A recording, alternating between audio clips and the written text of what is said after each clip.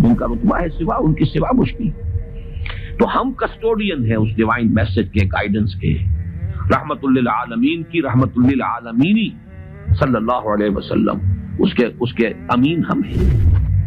اس اگر ڈائگنوسس درست ہے تو اب اس کا حل کیا ہے؟ پہلے تو یہ کہ اپنی ذمہ داری کو ہم پہچانیں۔ جس کا جتنا بڑا رتبہ ہے اس کی اتنی ہی بڑی ذمہ داری ہے، اور اگر وہ پہلو تو ہی کرے تو اتنی ہی سخت سزا کا مستوجب ہوتا ہے۔ آج جو علم کلام ہے وہ چاہیے جو سائنٹیفک ڈیٹا جو انسان نے کلیکٹ کیا ہے اس کے ساتھ صحیح ربط و تعلق قائم کرے قرآن مجید کا اور اس کی دی ہوئی تعلیمات کا۔ ہم تو خلافت راشدہ کے خاتمے کے بعد پھر الوہیت کے دامن میں آ گئے تھے، وہی بادشاہی، وہی عیش، وہی محل، بغداد کے محل اور بغداد کی راتیں۔ پھر اس کی بصیرت فراہم کرنی ہوگی۔ سود حرام ہے تو کیوں حرام ہے؟ اس کی قباحتیں کیا ہیں؟ یہ کس طور سے امبیلنس پیدا کرتا ہے معاشرے کے اندر، کس طریقے سے ارتکاز دولت پیدا کرتا ہے، کہ آج تک سائنس کے کسی بھی شعبے میں کوئی ایسی دریافت نہیں ہوئی ہے جس نے قرآن مجید کی بیان کردہ کسی شے کو غلط ثابت کیا۔ مصلحت نیست کہ از پردہ بروں آید راز، لیکن یہ کہ یہ جان لیجئے کہ یہ جو کچھ بھی ہمارے ساتھ ہو رہا ہے اس میں ایک تو وہ ہمارا جرم، ہم نے اس علم کا دروازہ بند کیا، اپنے تصورات کو محدود کیا، دین کو مذہب بنایا، علم کو صرف علم دین تک محدود کیا، اس کو ہم نے گویا کہ سیکولر علم قرار دے کر اپنے دینی تصورات سے خارج کیا۔ یہ ہماری غلطی، اور اس سے بڑا جرم یہ کہ اس آسمانی ہدایت کے بھی ہم کسٹوڈین تھے پہنچانے کے لیے، اور ہم نے یہ کہ خود اس کو پیٹھ دکھائی، خود اس کو اپنا امام نہیں بنایا، خود اس کو اپنا رہنما نہیں بنایا، اور دوسروں تک پہنچانے کا تو کوئی سروکار ہی نہیں، سوال ہی نہیں۔ اس اگر ڈائگنوسس درست ہے تو اب اس کا حل کیا ہے؟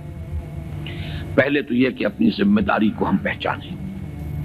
ظاہر بات ہے کہ ذمہ داری جس کا جتنا بڑا رتبہ ہے اس کی اتنی ہی بڑی ذمہ داری ہے، اور اگر وہ پہلو تو ہی کرے تو اتنی ہی سخت سزا کا مستوجب ہوتا ہے۔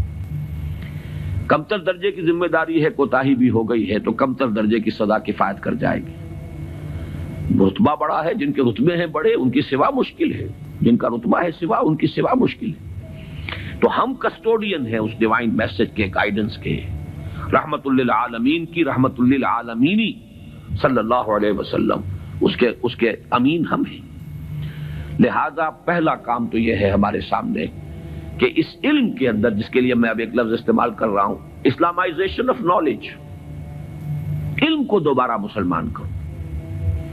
یہ علم جو ہے، بڑی پیاری بات اقبال نے کہی تھی، عشق کی تیغ جگردار اڑا لی کس نے، علم کے ہاتھ میں خالی ہے میان ہے ساقی۔ بڑی پیاری تشبیہ ہے یہ۔ عشق سے مراد یہاں وہ ایمان ہے، ایمان کی وہ تیغ جگردار اس میان میں سے نکال لی گئی ہے، خالی نیام رہ گیا ہے۔ یہ پورا سائنٹیفک نالج جو ہے اس خالی نیام کے مانند ہے جس میں سے تلوار عشق نکال دی گئی۔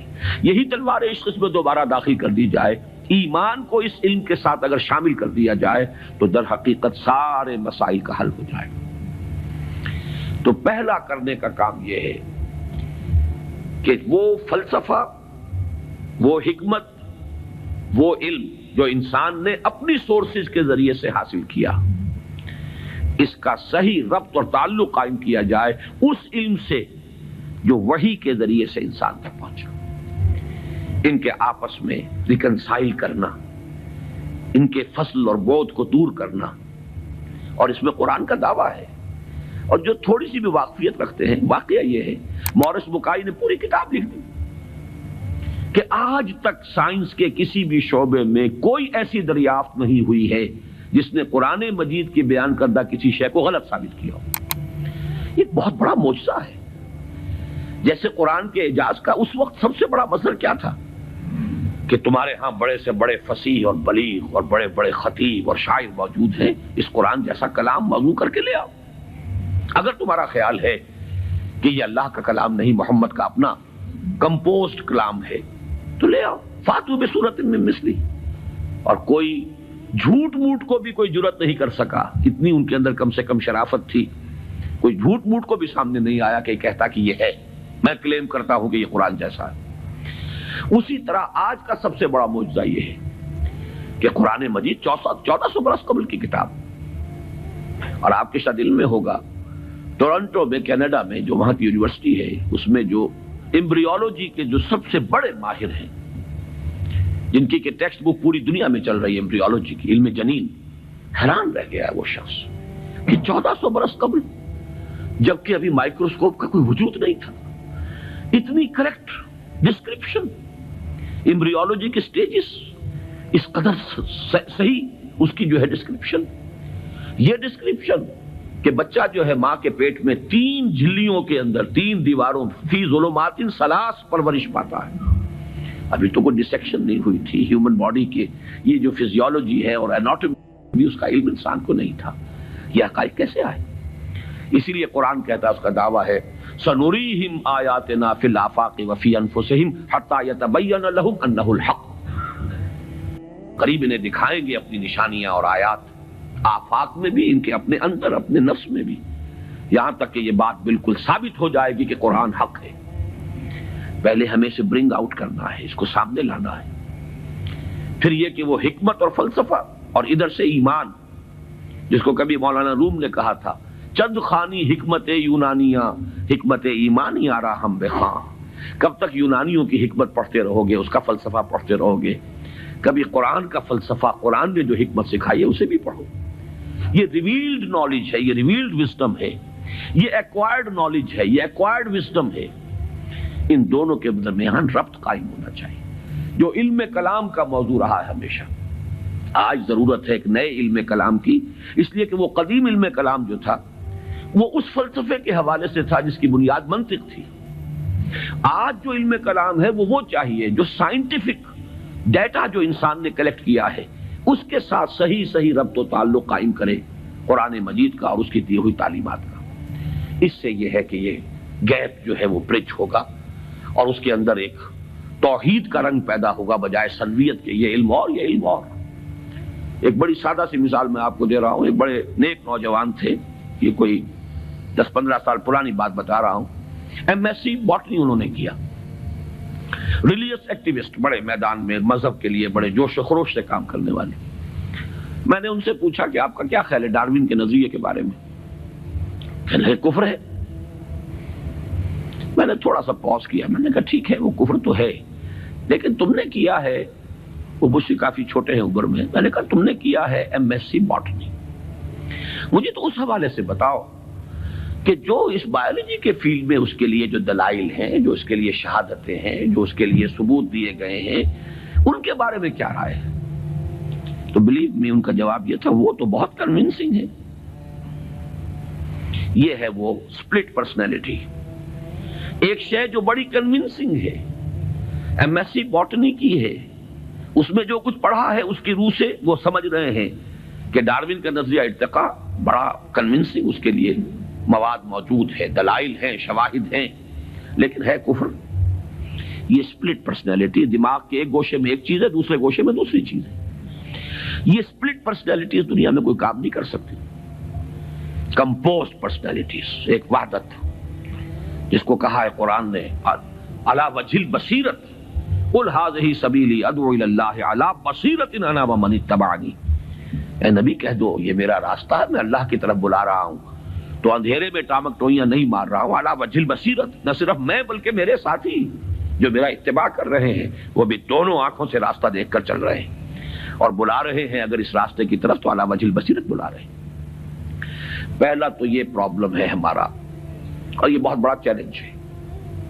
دوسرا پرابلم یہ ہے کہ یہ سوشل سائنسز میں اور جو سوشل انسٹیٹیوشنز ڈیولپ کیے ہیں انسان نے، اکنامک انسٹیٹیوشنز ہیں، پولیٹیکل انسٹیٹیوشنز ہیں، تھیوری آف اسٹیٹ ہے، پھر اس ریاست کے آرگنز ہیں، ایگزیکٹو ہے، جوڈیشری ہے، لیجسلیچر ہے، کہنے کو خیر چوتھا جو ہے پریس کو کہا جاتا ہے، لیکن 3 ہے بنیادی۔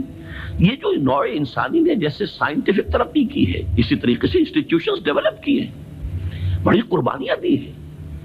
ہم تو خلافت راشدہ کے خاتمے کے بعد پھر ملوکیت کے دامن میں آ گئے تھے، وہی بادشاہی، وہی عیش، وہی محل، بغداد کے محل اور بغداد کی راتیں، وہ جو الف لیلہ، 1000 نائٹس آف بغداد، وہ جو کچھ ہوتا رہا ہے وہ ہمیں معلوم۔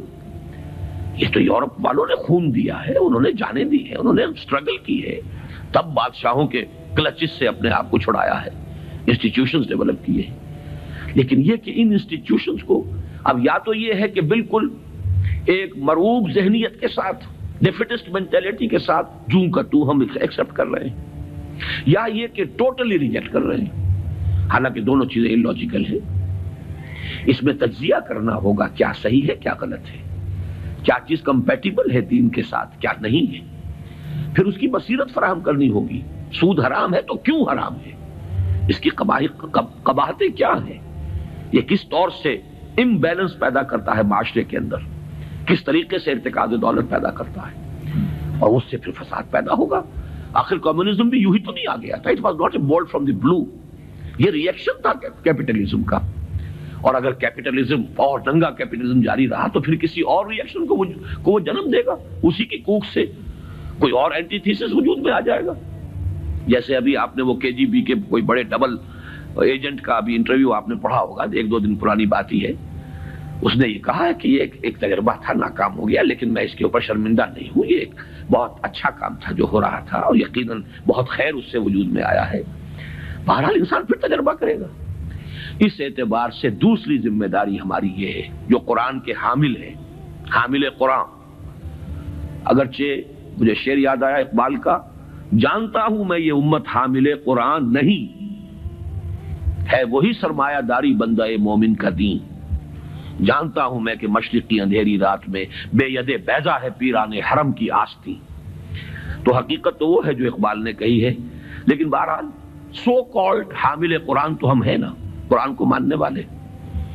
لیکن یہ کہ اس حامل قرآن امت کا دوسرا فرض یہ ہوگا، جہاں ایک طرف ایمان کے حقائق کو سائنٹیفک معلومات کے ساتھ ان کی ایک ربط اور تعلق کو اسٹیبلش کرنا، وہاں دوسری طرف سوشل سائنسز اور سوشل انسٹیٹیوشنز کا تجزیہ کہ ان میں صحیح کیا ہے جس کو اختیار کرنا ضروری ہے، ان میں غلط کیا ہے جس کو اس میں سے مائنس کرنا ضروری ہے.